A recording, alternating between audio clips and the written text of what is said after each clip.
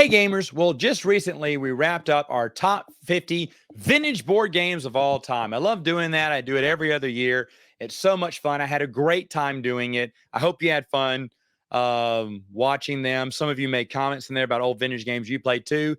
And it got me thinking of a topic for a board game gap here. Vintage games. Do you like them? And what do you consider a vintage game? I know someone took issue with me saying, oh, I think it's anything 15 years or older. Oh, Matt. Come on, there's a lot of good classics there. So you're saying Catan's a vintage game? It could be. I put Catan in my regular list last year because it's a game that still gets played a lot. Now, what separates vintage from modern day? I don't know.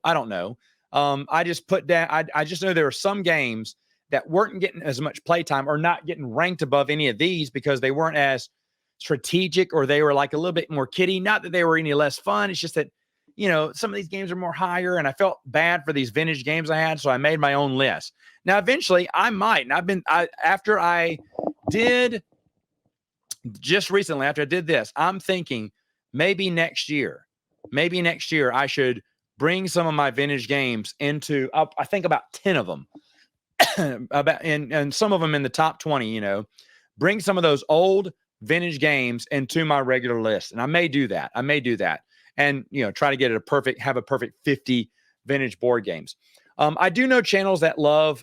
There's a channel that I love watching that talks about games from the early to mid 2000s. Games that when the board game modern board games were coming into play, they were getting bigger and better. Games were getting it was their what's it called their growth spurt there. And I have some older games. I have some of the games he talked about, and I agree with him. Some of these games are still good today. Don't pass them up because they look old or they're kind of dated or whatnot. Some of them are really good.